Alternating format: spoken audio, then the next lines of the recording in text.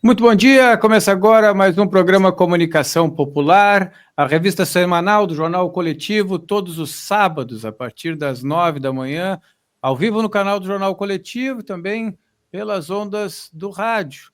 Vamos falar bom dia para a nossa querida cidade de Sapiranga, que nos acompanha pelo 88.1, Rádio Ferrabras FM de Sapiranga, também para o 87.9, Rádio Vanguarda FM de Caxias, obrigado pela companhia, Caxias do Sul. De Caxias vamos para Cruz Alta, na Popular FM, do 104.9, Rádio Popular FM de Cruz Alta. Ao sul, Rádio Com Pelotas, do 104.5, obrigado pela audiência aí em Pelotas também. E no sul de Porto Alegre, na Ipanema Comunitária, no 87.9. Muito bem-vindo, eu sou Alan Camargo, o programa de hoje vai ser bem bacana e já de pronto quero chamar meu colega de bancada aqui, Bruno Lima Rocha. Bem-vindo, Bruno, bom dia. Opa, bom dia. Pessoal, vamos dividir tela? Pode ser? Eita, agora sim. Maravilha. Então, vamos dar sequência aqui na sequência, vamos dar sequência aqui na lista de emissoras que nos acompanham. Subindo um pouquinho Mampituba, a Rádio EFAP de Chapecó, mais um pouquinho para cima, a Rádio Com de Abelardo Luz. Já no Paraná, em Ponta Grossa, a Rádio Princesa desse município. No Rio de Janeiro, a RGT, Rádio Grande Tijuca, da base do Borel Usina, na zona norte do Rio. Em Belo Horizonte, Rádio Favela FM, a maior emissora pública não estatal do país. E lá em São Luís do Maranhão, a Rádio Bacanga, das SEBs, Comunidades Eclesiais de Base, da tradição da balaiada maranhense. Também tem as redes do debate petroleiro, mais de 10 sindicatos conosco, que eu te passo para fechar, e tem um monte de rede ainda para citar. Tudo bem? Isso aí, nossa rede popular cresce com uma adesão bacana aí dos movimentos sociais, né? A gente está presente também nas redes sociais da Central Única dos Trabalhadores do Rio Grande do Sul, Santa Catarina, dos sindicatos aí que compõem a nossa rede de apoio, Sindicomerciários Sapiranga, Sindicomerciários Novo Hamburgo, Sindicato Sapateiro de Sapiranga, aí também para os bancários de Porto Alegre, a Durg Sindical e também, se eu não me falha a memória, aqui onde eu estou, o Sindasp, Sindicato dos Trabalhadores e Trabalhadoras nas Empresas de Assessoramento, Perícia, Pesquisa e Informações. Eu acho que é isso, vamos ficar por aqui, daqui a um pouco, se faltar, a ficha técnica vai vir aqui, a gente vai dar créditos à rede toda, senão a gente come um baita espaço do programa só nessa grande rede nossa. Muito obrigado pela audiência de cada um e cada uma, é muito importante a consolidação da nossa rede, que é popular, sim, né, que é progressista, sim, e que está aí presente na base da sociedade através dos microfones democráticos, das rádios comunitárias, dos sites e canais do Movimento Popular. Bruno, eu queria que tu fizesse as honras e apresentasse nosso convidado de hoje. Eu queria muito, acho que já tive a oportunidade de conversar com ele na bancada do Jornal Coletivo, uns anos atrás, mas agora a gente vai ter mais tempo, né? 1 hora aí de programa para conversar. Bruno, contigo. Opa, então, na verdade eu vou pedir para o próprio convidado se apresentar. Eu queria narrar um pouco a situação deste programa para quem não é da região sul do país, para quem especificamente não está no Rio Grande. É o seguinte, gente, muito do que se difunde, Brasil adentro, Brasil afora, como queiram dizer, em relação ao Cone Sul, à pertença do Rio Grande, à região da Grande Planície, que se estende, sei lá, vou chutar aqui, vamos para Érico Veríssimo, se estende de 1804, mais ou menos quando Pedro Guerra faz aquele avanço com o peão posteiro, no primeiro tomo de O Continente ainda, vai de Santa Maria até a Pampa Úmida, quase Patagônia. Esse universo ele é integrado. Isso pouco ou nada tem a ver, quiçá, com fantasias de tipo... Estou tentando ser educado com as palavras, né? Fábulas rurais que foram reinventadas na década de 40 do século XX e tem uma integração real. Tem uma integração real. A integração entre os povos do Cone Sul, ela se dá muito anteriormente do estabelecimento de fronteiras formais.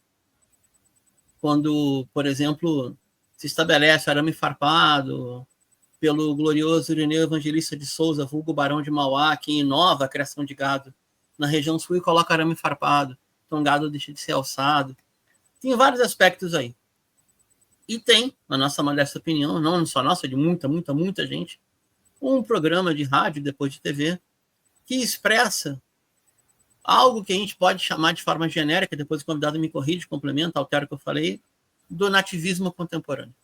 Contemporâneo porque a pertença do nativismo, que escapa um pouco dessa tradição reinventada, né, e eu não resisto, não vou citar Noel Guarani, não sei ter jeito em tudo menos gaúcho, porque um gaúcho de origem é um homem sem lei nem rei, então tem peão, tem capataz, tem patrão, tem uma hierarquia rígida social em classes sociais de um campo imaginário. E, para não me estender, o programa Cantos do Sul da Terra, que é organizado e sob a condução do nosso convidado hoje, Demetrio Xavier, expressa tudo isso.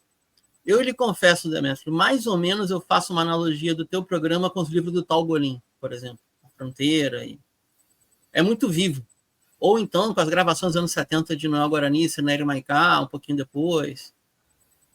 A família Hortaça nas suas origens. E, bom, e aí vai embora e não para mais. Então, isso aqui para falar disso.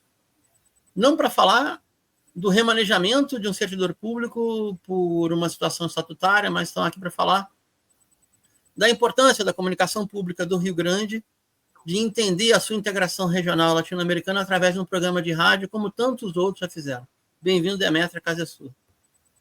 Obrigado.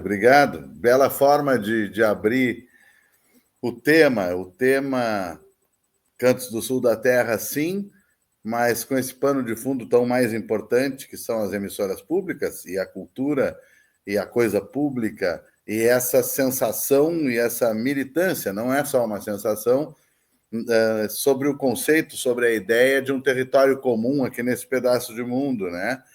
E é muito bonito que tu fales no tal, porque eu sou um cara que nasceu em 66 e que entrou nas ciências sociais em 84.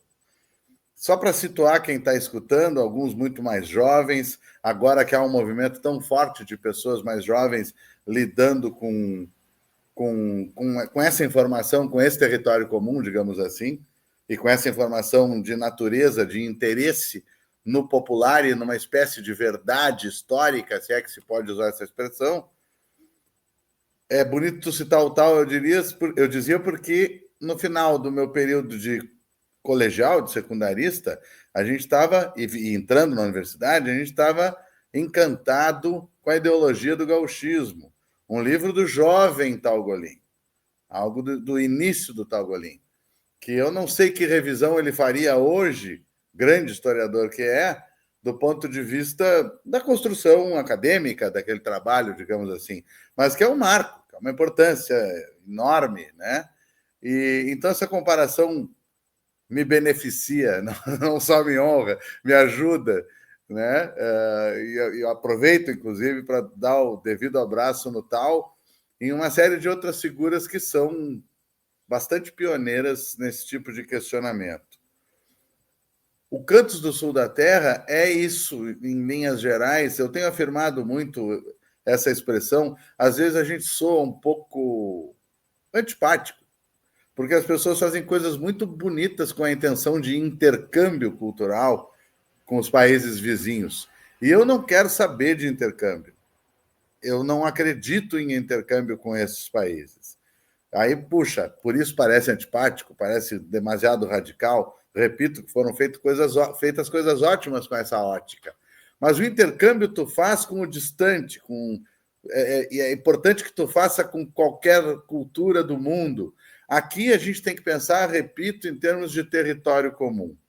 Então, o Cantos do Sul da Terra é movido por uma espécie de utopia, e a utopia tem aquilo, a velha metáfora que está lá no Galeano, do horizonte e tal, a gente vai se sentindo mais próximo ou mais distante ao longo da vida, e isso é do jogo. Mas qual é a utopia? A utopia é que um cara na Patagônia esteja lendo, ou tome conhecimento de um bom escritor do Rio Grande do Sul, ou um paulista escute uma boa música da Bolívia e pense, puxa, como nós somos bons. Porque vejam que isso não é fácil. É fácil dizer, eu me sinto latino-americano, eu me identifico com esses países, com este falar, com este pensar, com esta forma de viver, perfeito. Mas não é como se fosse o vizinho de porta, o escritor ou o músico. Que som desagradável esse, né? Está aí uma participação especial de uma sirenezinha. A gente segue outras sirenas, né? A sirena no sentido da sereia, aquelas que nos atraem, são outras, muito outras, não essas. Mas, enfim, essa é a ideia de que Por isso eu começo todos os dias o programa cantando a aldeia com as vozes da cultura crioula, etc. Né? Eu quero falar em termos de aldeia. E aí existe esse ponto de vista pretensioso, no bom sentido, pode-se dizer pretensioso no bom sentido, esse ponto de vista grande, de chegar a um entendimento desse tipo, mas existe também uma humildade, que eu quero dizer qual é. Eu nunca disse que eu conseguia expressar um âmbito totalmente latino-americano, porque é claro que um programa autoral está muito limitado à minha limitação, às minhas ferramentas, né? Aos meus alcances. É muito mais fácil eu afirmar o que tu disseste, que a gente está lidando basicamente com um epicentro que é um corte sul do continente, né? Que é esse prata e sul do Brasil, Chile, algo que poderia ser esse corte. Enfim, eu não gosto de usar a expressão Cone Sul por razões geopolíticas, mas, enfim, esse pedaço do continente é muito mais fácil de pensar como um território comum. Mas é claro, quem escuta o programa sabe que lá vão estar os equatorianos, a música afro-peruana ou as coisas da América Central. Mas, de qualquer maneira, não é o nosso pão de cada dia, não é o nosso material de trabalho diário, certamente não é. E aí, há várias razões para isso. Razões de identidade, de identificação histórica muito clara, né? O Rio Grande do Sul pertence ao Prata. Não é uma questão de sentir-se ou não. Pertence porque o Prata, a região platina, é definida pela bacia do Rio da Prata, e o Uruguai é um grande tributário que começa lá no norte do Rio Grande do Sul, com o nome de Rio Pelotas, vem desenhando aquela fronteira com a Argentina, depois a da Argentina com o Uruguai, enfim. Somos rioplatenses, somos banda oriental, né? Que antes da difícil fixação dessas nacionalidades no sentido moderno de nação, a gente era parte do lado direito do Rio Uruguai, banda oriental. Então, tanto quanto os uruguaios, somos orientais. Então, vamos pegar emprestada aquela ideia genial dos irmãos Drexler, que, por sua vez, foram no Vitor Ramil, né? Buscar inspiração para falar nisso. Eles criaram a ideia da Ilexlândia, o território definido pelo tomar mate. Né? Vamos considerar isso por causa do Ilex Paranaense.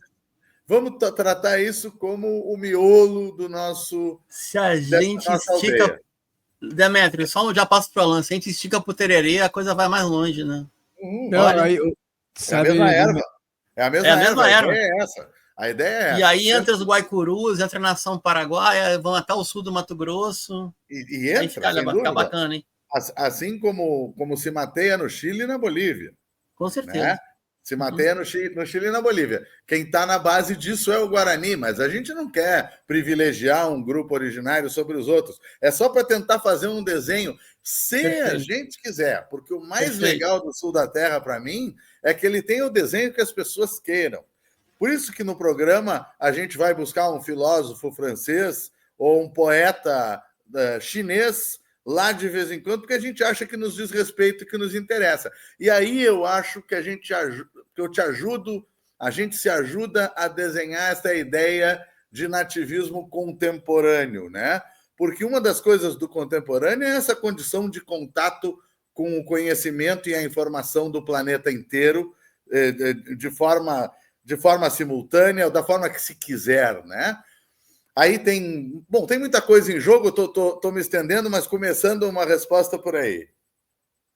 Demetrio, o Bruno, ele para nós aqui, principalmente quando das manchetes dos programas, dos jornais, ele tem essa responsabilidade de conceituar esses territórios, já conceituou o Bananistão, já conceituou o Hamburguistão, e agora tu trouxeste então um conceito que tenho certeza, o Bruno vai aproveitar muito a partir de agora, que é esse que significa a partir da erva mate.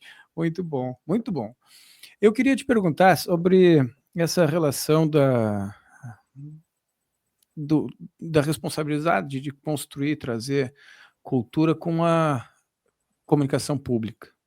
A gente tem, no Brasil principalmente, muita dificuldade de compreender o que é a tal comunicação pública, por quem ela é feita, né? Por que ela deveria ser complementada e não ser a complementariedade, né? Que é isso, né? Por que a comunicação pública deveria ser majoritária e ser complementada por algumas iniciativas limitadas pela iniciativa privada? E no Brasil, ao contrário, né? A comunicação pública ela é a complementar, é o que sobra, onde não chega, talvez, a comunicação privada de massa, né? Que nos ajuda a entender o que é a comunicação pública, traduz para quem está nos acompanhando um pouco do que é a comunicação pública e qual a responsabilidade que a gente tem com isso, principalmente quando vai lidar com toda essa diversidade que, como no Canto do Sul da Terra, tu tens como atribuição. É interessante, muito interessante isso, porque quando o Bruno falava sobre essa questão, citou o Noel, né? Puxa, o que se vê dentro de um CTG é tudo menos gaúchos, né? Será? Não sei, porque aí entra algo que traz a pureza do conceito de política, né? Eu gosto de dizer que a melhor discussão política entre dois polos radicalmente opostos é aquela em que os dois estão dizendo a verdade. A gente tem que parar com a ideia de que a disputa necessariamente é entre a mentira e a verdade. Isso parece um pouco mítico. A questão é a seguinte: o meu grupo considera importante, privilegia isto aqui. Defende, representa e se sente representado por isto aqui. O teu por aquilo outro. Então vamos nos posicionar.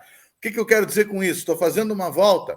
Mas se alguém disser, eu conheço o gaúcho, aquele peão humilde que se joga de cima do cavalo para abrir uma porteira antes do patrão, aquele que vai para um cantinho comer abaixado, ao invés de, né? Aquele que foi soldado e morreu e colocou na divisa do chapéu.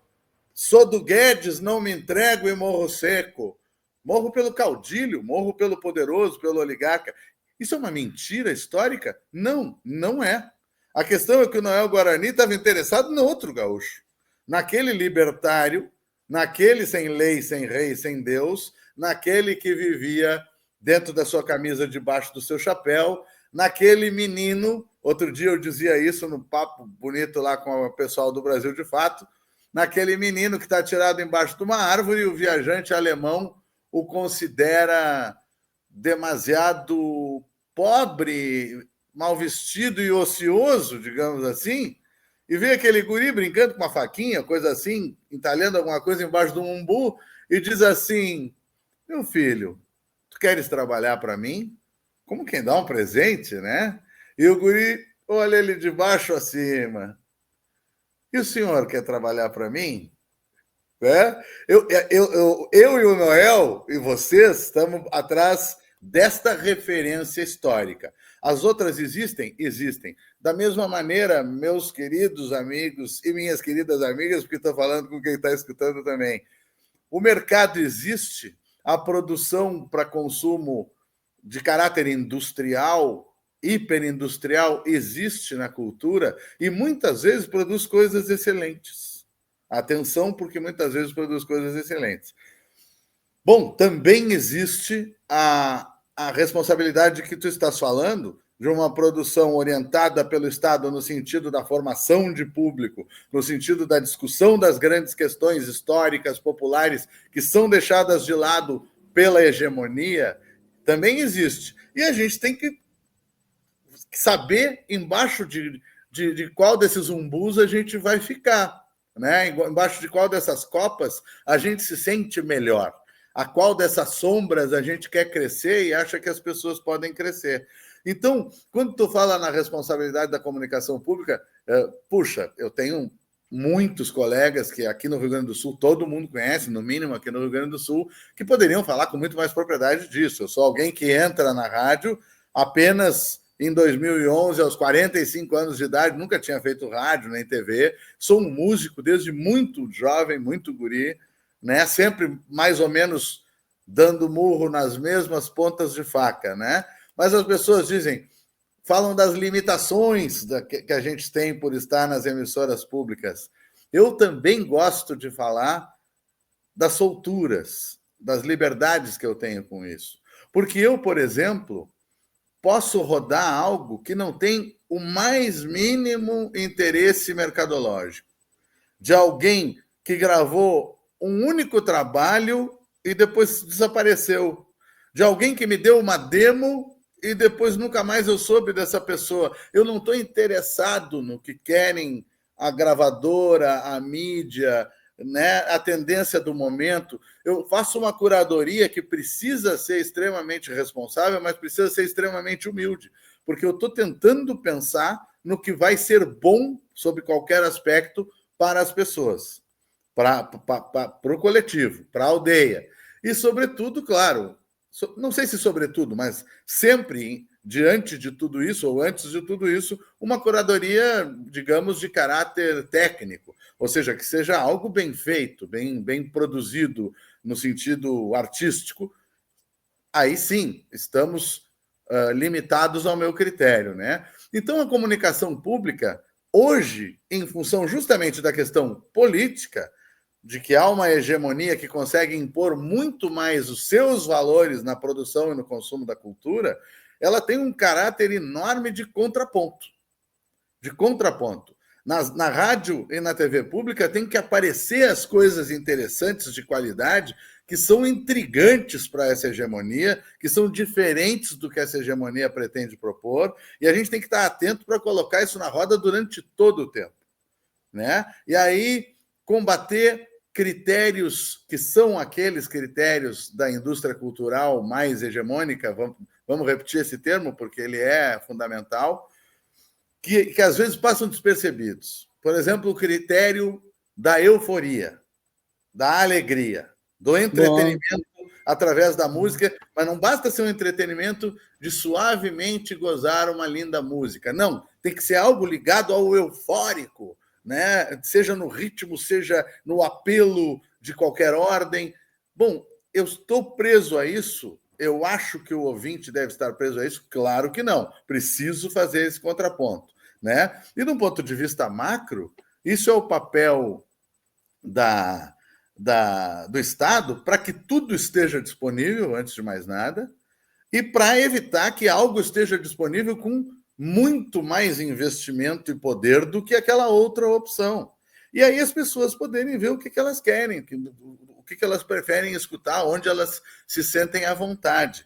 Porque não tem sentido se imensas empresas colocam muita grana numa dessas linguagens, e a outra é feita a pulmão por 2 ou 3 indivíduos que querem fazer esse contraponto. Não pode ser assim. Então, o Estado tem que trancar o pé na porta no sentido de responsável pelo sentido de coisa pública, né? Então, nós que não acreditamos que o critério artístico seja esse ou necessariamente esse, que apresentemos da melhor forma e com toda a potência o que nós achamos que é. É isso aí. Eu vou pedir licença para vocês, Bruno, Demétrio, para a gente fazer um rápido intervalo, para dar tempo no segundo bloco da gente aí esticar, sim, bastante a nossa corda aqui. Eu já queria, de pronto, pedir para o pessoal que nos acompanha, né, pela internet, deixe os comentários para que a gente possa fazer a tua participação no segundo bloco e curte a nossa transmissão, nossa participação aí. Pedir para a produção rodar a vinheta da FECOSUL e nós voltamos em menos de 1 minuto, é rapidinho.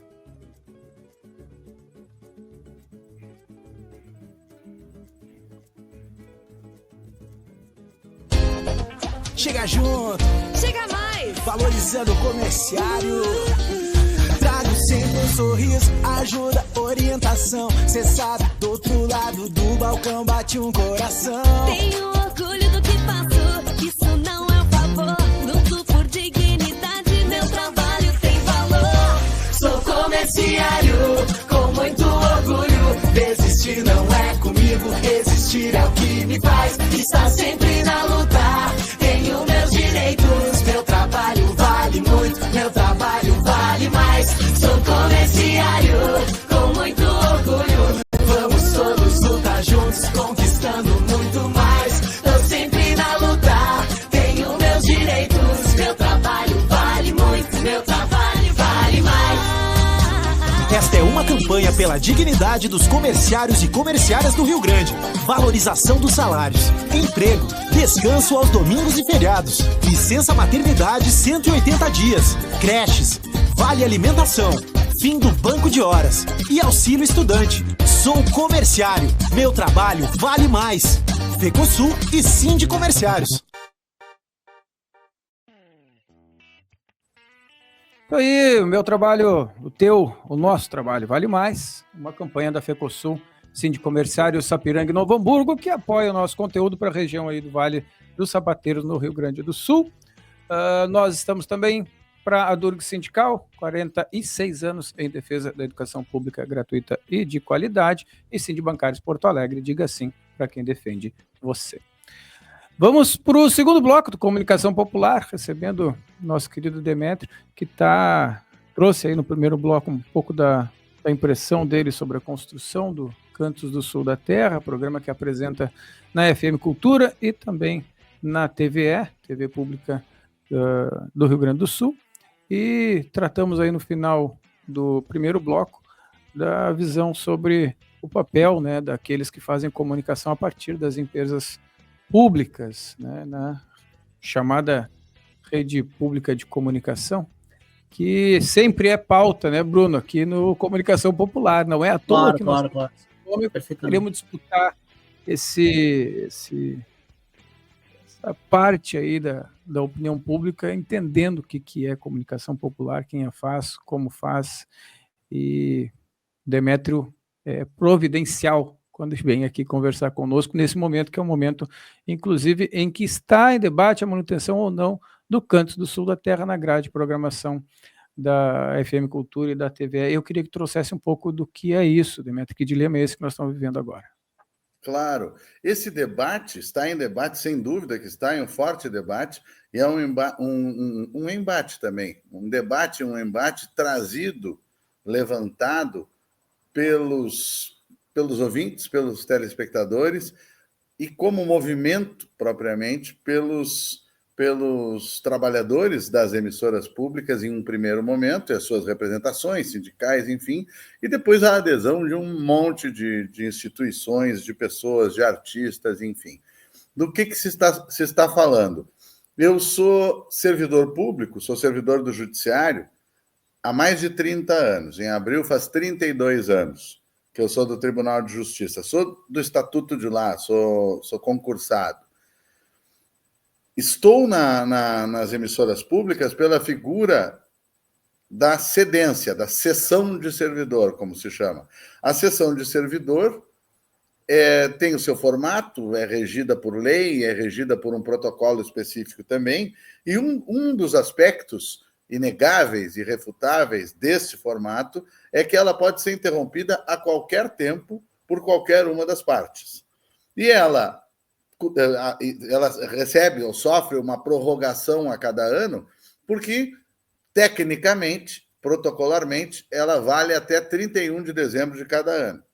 Depois ela é prorrogada, há um pedido de prorrogação, no meu caso, o Executivo pede a prorrogação e o Judiciário prorroga, atende. Então, em princípio, eu fico até 31 de dezembro do ano que vem.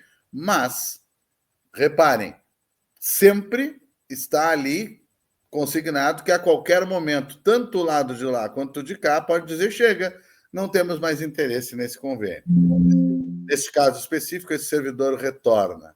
Então, isso é algo de que eu sempre soube, desde 2011, isso são as chamadas regras do jogo, é algo que eu não discuto, evidentemente, na minha condição de servidor, porque é algo que estava claro desde um primeiro momento.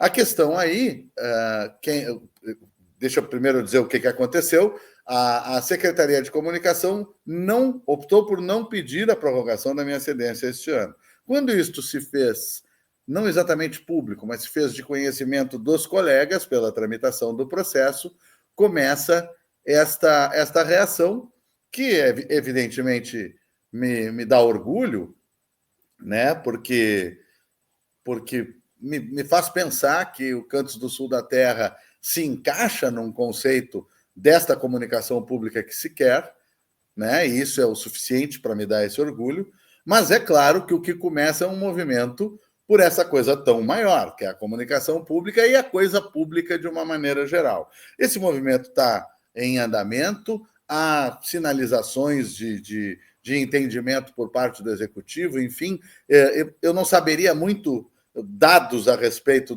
de em que pé está isso, e também acho que não me caberia entrar nesse assunto.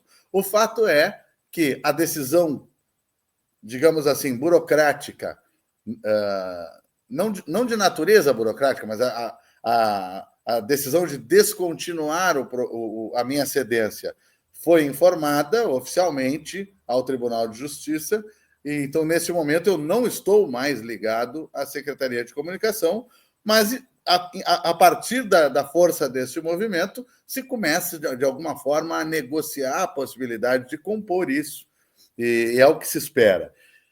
O fato é que, com esse intento, nesse intento e com esse intuito, houve algumas coisas muito lindas, manifestações muito bonitas de artistas fundamentais e não artistas, e, sobretudo, aquele encontro do Dia de Reis, o Dia de Reis republicano, como eu digo, né? É interessante que estivessem os reis presentes, porque ali estavam republicanos e ali estavam muitos ateus também, se a gente puxar para o relato bíblico, enfim, mas o fato é que naquele Dia de Reis houve uma linda festa, uma linda celebração do que se tem, do que se quer manter, do que se quer fomentar, aumentar nesse espírito de comunicação pública e, repito, de coisa pública com sentido público. Qual a situação atual do programa, Demétrio? Como é que ele fica? Ele está interrompido até que haja alguma posição a esse respeito, se é que haverá alguma espécie de reconsideração, de acordo. Nesse momento, não está sendo gravado o Cantos da TV, que era gravado, e eu não estou, e não tenho perspectiva de voltar a transmitir ao vivo o Cantos Rádio, que era diário, né, de segunda a sexta-feira, 13h. Não estou fazendo nenhuma das duas coisas, eu estou fora da SECOM. Bruno. Vai ser a última pergunta nesse sentido, porque eu acredito que as coisas vão se resolver, estou sendo sincero aqui, tá? E a gente queria aproveitar a tua presença mais para debater conceitualmente. Mas algo foi alegado, Demétrio? Existe ou simplesmente aconteceu? Existe uma nota da SECOM. Eu preciso repetir aquilo que eu disse antes. Claro. A questão do Estatuto da Cedência, tanto legal, porque há uma lei, mas também há um protocolo, um convênio entre os dois poderes, não estabelece que se precise dar essa justificação, oferecer essa justificação. O que estabelece são as pessoas que estão cobrando isso, e isso é legítimo, né? E acredito que o Executivo perceba essa legitimidade, e essa é a margem que nós temos, a possibilidade de escuta de algo que se tornou, sim, vamos usar um termo meio lírico, meio literário, um clamor, né? Algo assim. Mas existe uma nota da SECOM que fala na questão custo, né? A partir do momento, enfim, da forma como é pago o meu salário, que não me cabe muito entrar nisso, mas existem questões técnicas aí, e, enfim, basicamente é isso, é uma nota pública, né? Que saiu em resposta ao movimento no seu início. Bruno, Alan, só um pouquinho. Bruno é esperançoso nessa questão de que a coisa vai resolver. Vai lá, Bruno. Alan, só um pouquinho. Isso eu posso falar porque é público também, né? Então, o secretário de comunicação do governo Leite II, ele é graduado em administração de empresas pela FACAT, Taquara, economia pela Unicinos, tem pós em marketing pela SPM, e mestrado em filosofia política pela PUC. Afirma o site da SECOM que ele é especialista em estratégia competitiva e consultor em gestão e governança pública e privada. Teria escrito livros na área de marketing, economia, política e estratégia. Eu ainda atuou como professor de marketing na Unicinos e na UX. Eu fui da Unicinos 12 anos, eu não conheci, mas não quer dizer muita coisa. Enfim, não estamos falando de alguém que seja um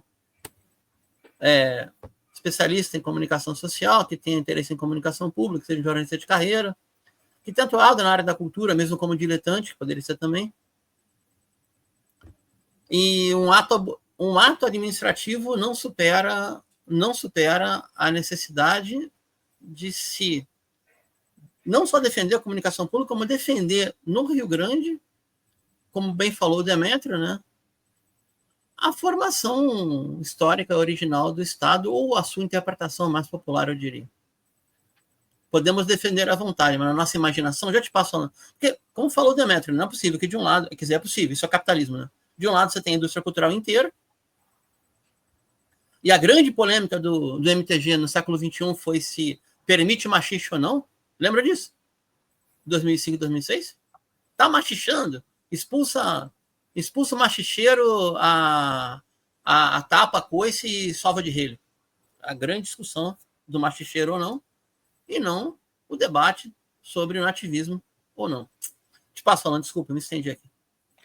Não, o Bruno é esperançoso que essa questão se resolva, e eu também por uma questão bem de análise prática. Conseguiram resolver Pelotas, por exemplo, né? Aquela dicotomia que existia entre Eduardo Leite e o PT foi resolvido lá na formação do governo em Pelotas. Eles conseguem chegar em consensos a ponto de preservar, às vezes, algum interesse público. E aconteceu, então tenho muita esperança nisso, de que esse diálogo, né, que aberto aí também tenha suas consequências aí em questões objetivas, né, que é a defesa do espaço público. Aliás, eu sou um entusiasta da rede pública de comunicação. Nos últimos 2 anos aí, desde o anúncio da ampliação da rede pública, tenho militado para que os institutos federais, as universidades assumam os canais que têm agora já à disposição. Trabalhei bastante para que Campus Sapiranga também viesse a garantir o seu canal. Vem aí o canal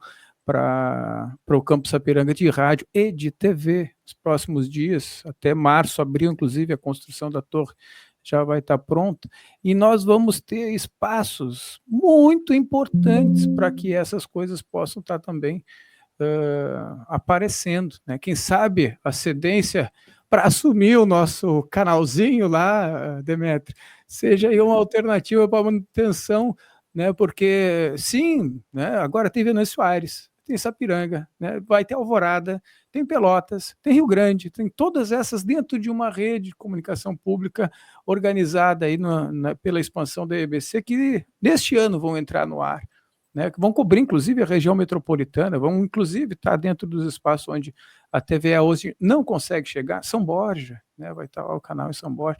Então, tem espaço para que a gente possa, né, estar fomentando isso, independente, das vezes, das vontades ditas administrativas, fundamentadas, às vezes, com caráter administrativo, mas que, de fato, são decisões políticas de manter ou não o investimento ou não, né, em determinadas ações de comunicação. E eu queria, para isso, te dar a oportunidade de mostrar o que é essa diversidade com a qual tu te relaciona, como é que isso tem se transformado ao longo desses anos em situações bem práticas aí dessa organização de eixos culturais que às vezes são sazonais, né? Às vezes acontece uma vez, esporadicamente, aparece uma grande obra, aparece ali, mas aí depois ela se replica em outro momento com talvez a mesma circunstância objetiva que deu certo para um, deu para o outro, apareceu também. Como é que tu enxerga não só essa questão de ter uma rede de contatos, mas como é que essa rede de contatos tem conseguido sustentar o programa ao longo desse tempo, por mais sazonal, às vezes condicionada que seja a produção? Pois é, isso é interessante, porque o Cantos do Sul da Terra vai para o ar ainda só como rádio em 2011, e na mesma forma como ele aconteceu até 31 de dezembro, ele sobreviveu 2011, 2012, 13, 14, 15, 16, 17, 18.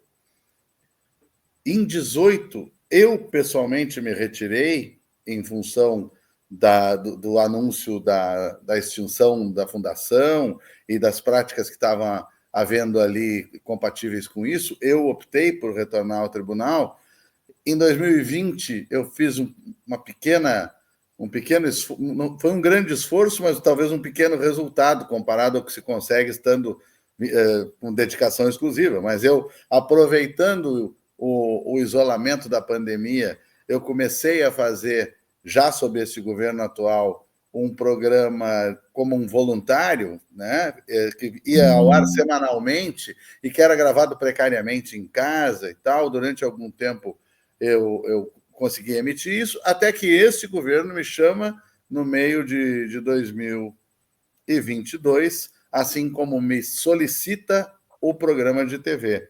Então, é um pouco uma resposta àquilo que tu dizias no início. O exemplo de que é possível foi dado por esse próprio programa, né? Por esta própria relação do meu conceito, Cantos do Sul da Terra, com o governo realizada através da sessão de servidor. Vem dando certo, né? Em 3 governos, e nesse momento, bom, teve esta decisão em contrário.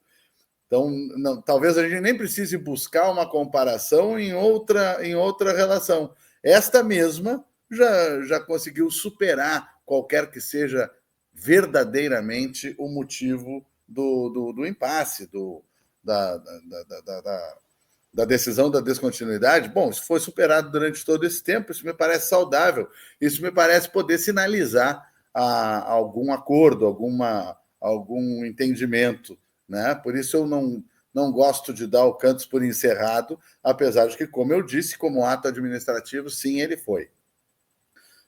Claro que ele pode ir para outro lugar, claro que ele tem a intenção de ir para outros lugares, sim, sempre, né? De não parar esse trabalho que a gente considera importante. Mas ele tem esse DNA das emissoras públicas e ele está atrelado à própria resistência das emissoras públicas, o que é uma outra responsabilidade, é uma responsabilidade muito grande.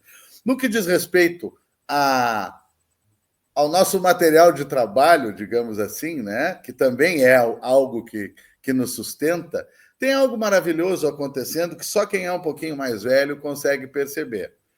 Eu não quero parecer dramático nem começar a contar anedota no sentido castelhano do termo, que é o causo, não é a piada, né? Mas eu comecei profissionalmente na noite com 19 anos de idade. Eu decidi que eu só cantaria em espanhol. Porque eu tinha muito medo, não era uma questão de ser chato, eu tinha muito medo de que se eu cantasse algo em português, fosse tradicionalista, nativista, no auge dos festivais, ou fosse algo de MPB, aquele público não quereria mais ouvir o que eu estava propondo. Ele diria, não, mas se tu toca isto aqui, por que eu vou escutar aquilo ali? Que é novidade, que é difícil, que está me dando trabalho. E eu queria dar esse trabalho. E eu talvez agisse de uma maneira muito radical, me estranhava com frequência com o público por causa disso. Eu dizia, olha, vocês reclamam porque não tem salas de concerto ou porque elas são caras, mas quando se traz o concerto para um bar em que vocês estão gastando bem pouquinho do lado de casa, vocês não escutam, não prestam atenção. Enfim, eu vivia nessa militância difícil porque eu precisava me sustentar.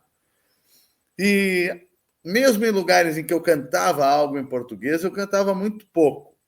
Cantei muito Noel Guarani no início e tal, mas eu sempre querendo mostrar repertório hispano-americano e, inclusive, nesse mesmo sentido, evitando tremendamente, como quem conhece o programa sabe que eu evito até hoje, os clichês. Tem muito músico, muita musicista nos escutando agora. Vamos combinar. Todo mundo sabe que se eu subir no palco e começar a cantar Merceditas, eu já fiz o gol. Todo mundo aplaude, canta junto, meio errado. Aqui no Rio Grande do Sul, gostam de dizer Mercedita, como se não fosse Merceditas, né? Dói no ouvido da gente o plural, o diminutivo certo, enfim. E as pessoas celebram a música que conhecem. Me parece muito bem, né? Não tem problema. Mas o meu papel é mostrar coisas que não são tão difundidas. Então, eu quero mostrar, às vezes, uma coisa que vai precisar de uma concentração e de uma atitude para escutar. Eu estou dizendo isso porque eu estou falando de 40 anos, né? Este ano faço 59, eu falei que comecei com 19. Nesse período, isso mudou tanto, tanto e tanto. Um pouco por aqui. Aí a gente entra naquela coisa, um aspecto mais comercial e de outra ordem de interesses. A gente anda pelas ruas em Porto Alegre e tem 1 milhão de coisas com nome em castelhano, sobretudo na área da gastronomia. Mas não só, né? E hábitos novos e coisas. Isso é uma tolerância, uma abertura, assim, que é curiosíssima. Eu me lembro que quando comecei a montar cavalo, que eu fiz já adulto, assim, com 30 e poucos anos, eu encilhava com arreios argentinos que eu gostava, das matras, daquele trabalho. Era uma coisa ridicularizada. Hoje não há quem não conheça cada elemento daquele. Existe essa coisa que também está atrelada à indústria cultural, sei lá, os grandes festivais e rodeios que foram se unificando por um lado ou por outro, mas existe também uma gurizada maravilhosa que daqui a pouco te surpreende fazendo o festival Tisme, que me chama para participar, e todos ali dizem, puxa, tu sabe, o cara tem, sei lá, 27, 29 anos, e diz, eu ouvia Cantos do Sul da Terra quando meu pai me levava para o colégio. E essas pessoas foram entrando no mundo dos autores hispânicos, desse discurso que a gente tenta lentamente, no trabalho formiga, né, conduzir. E sim, eu tenho esse orgulho. Nesse momento, eu sou obrigado a fazer esse balanço num fim de ciclo desses. Assim como tantos... Cara, é uma injustiça sempre fazer citação, porque vão faltar muitos outros, né? Mas o que a gente pode dizer do trabalho do Vítor, né? Quando lida com Borges, com Jorge Luiz Borges, quando vai buscar o grande poeta João da Cunha Vargas, ou do que a gente pode dizer do Raul Evanger, ou do pessoal que teve na manifestação lá do Ocidente, o meu querido Martim Coplas, né, decano de todos nós, o Sicures, esses caras estavam aí. E todo mundo construiu junto esse momento que se vive agora. Mas eu tenho certeza que o Cantos colaborou bastante, que tem muita gente conhecendo, curtindo e sustentando essa proposta, esse discurso, voltando ao que tu dizias, por causa desse trabalho de formiga. Porque quando a gente fala de trabalho de formiga, a gente quer falar que é pequeno, que é lento, mas eu não posso nunca deixar de lembrar do Mujica, né? O Mujica disse que naquele isolamento da solitária, naquele silêncio absoluto, ele botava a formiga no ouvido e ele dizia, vocês sabiam que as formigas gritam? Gritam. E gritam em bilhões. Aliás, eu tenho uma criação de formigas que, como mantém ali meu espaço na casa ali bem limpinho, viu? A função delas é estratégica fundamental. Tem dois tipos ali, umas com um foco mais no açúcar, outro com foco mais no orgânico, e elas resolvem o meu problema, junto com as vespas que cuidam das pragas do maracujá, né? Enfim, todos eles ali têm seu espaço, e aliás, com uma responsabilidade muito grande. Eu me considero formiga, ou às vezes meio atômica, assim, mas acho quando a que gente consegue. não mexe com a formiga, não atiça o formigueiro, que senão vai acontecer. Então é isso, nós temos esse DNA formiga mesmo, sem problema nenhum, com muito orgulho, dá para dizer assim. E movimento. Boa. Bruno, tu tens 1 minutinho para a tua pergunta, Demétrio tem mais 4 para a resposta. Demétrio, a pergunta conceitual, para quem não acompanha a trajetória, vamos traçar uma data arbitrária da primeira Califórnia para cá, ou, quiçá, de quando foi lançada a sigla MPG para cá.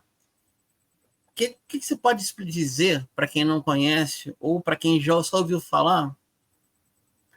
É um tema polêmico, tá? Dessa tentativa de diferenciar nativismo de tradicionalismo. Eu acho que essa cisão, essa dicotomia aí, fica em cima de outras dicotomias e cisões das quais nós falamos aqui hoje, né? Sobretudo desse conceito tão maior de hegemonia e contra-hegemonia, digamos assim, que a cultura vive permanentemente, todos nós vivemos permanentemente essa grande questão. Eu gosto eu vou pedir licença para fazer uma resposta muito genérica, mas não para me evadir, porque eu acho que ela pode ser mais pontual e mais certeira por ser genérica.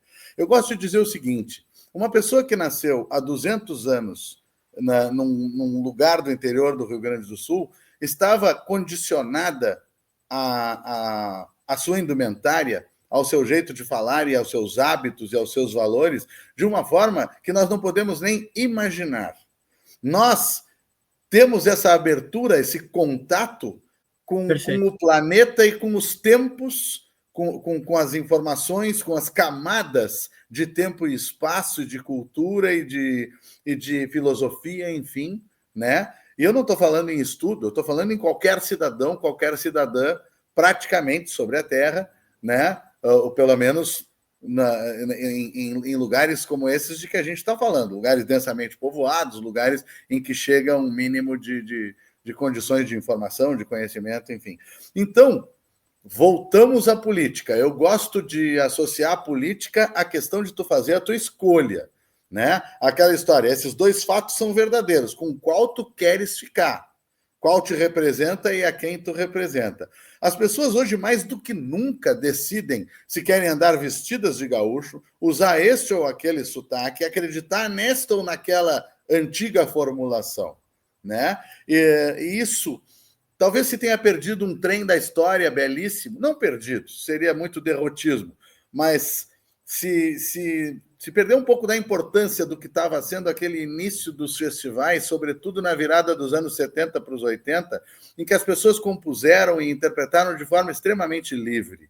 Extremamente livre. Ainda que se dissesse que os caras vaiaram o Jerônimo por causa do Astro Aragano, jogaram coisas, mas havia muita gente compondo com o seu ouvido que escutava coisas castelhanas, com o seu ouvido que escutava boa MPB, que não se sentia obrigado a determinados formatos, que são são musicais, mas também são de temática e são também líricos, são de letra, que são deprimentes.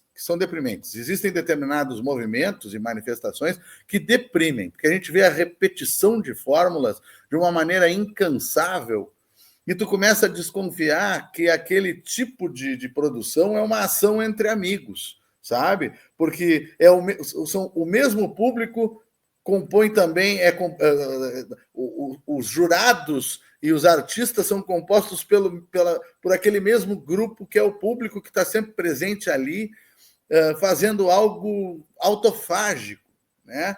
E que vai repetir fórmulas tanto a respeito da história quanto da psicologia desse indivíduo que tão fantasiado que é o gaúcho, quanto da questão musical também. Então, tu mais ou menos já sabes o que tu vai escutar. Por exemplo, o Noel musicou magnificamente o Aureliano Figueiredo Pinto.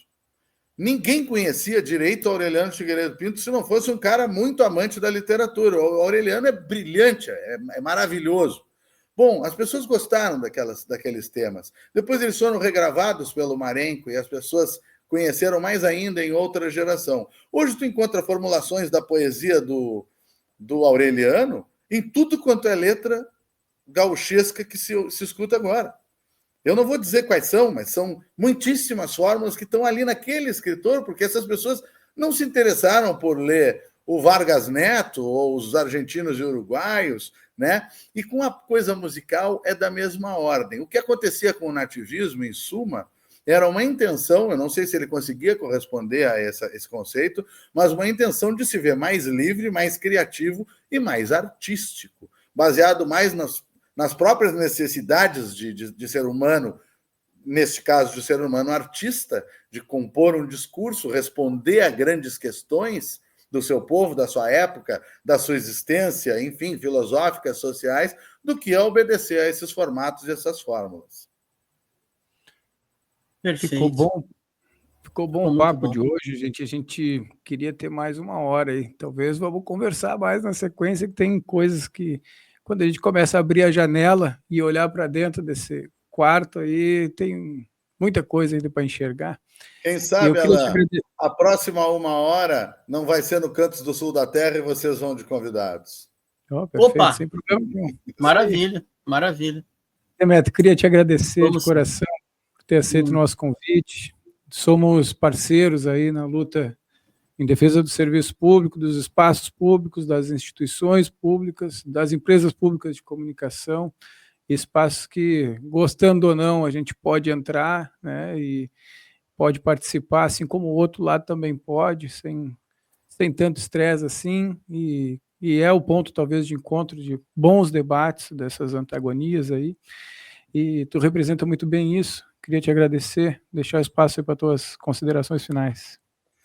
Acima de tudo, eu que agradeço. A gente está vivendo um trance, né? Um momento, uma coisa contingencial, um impasse aí, que vai passar com esta ou aquela solução, ou sem solução nenhuma, mas para mim é muito importante que tu me constituas como parceria em tudo isso, porque é preciso afirmar que esse parceiro aqui, essa parceria, está à disposição. Quer dizer, como dizem os castelhanos, um pouco mais bélicos do que eu gostaria, mas gosto muito dessa frase: não há ordem de desencilhar.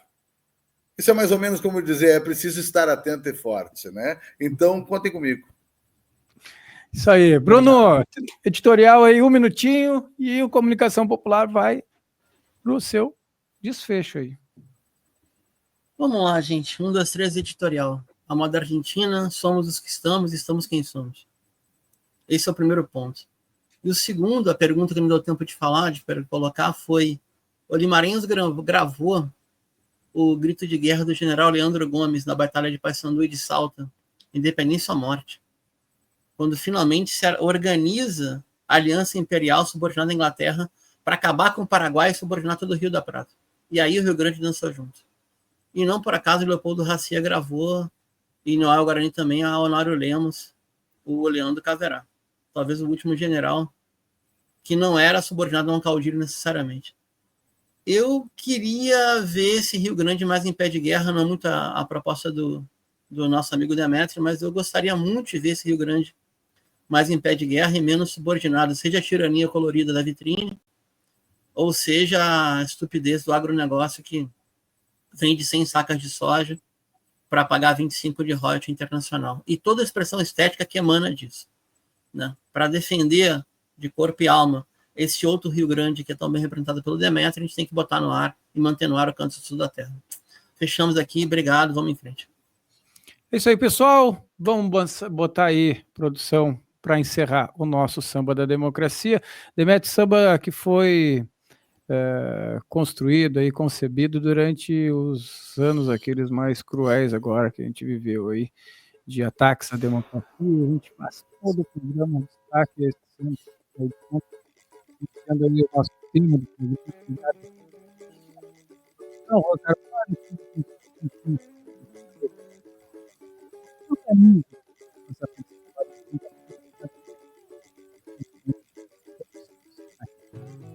popular. Nós voltamos no próximo final de semana. Até lá. Tchau, tchau.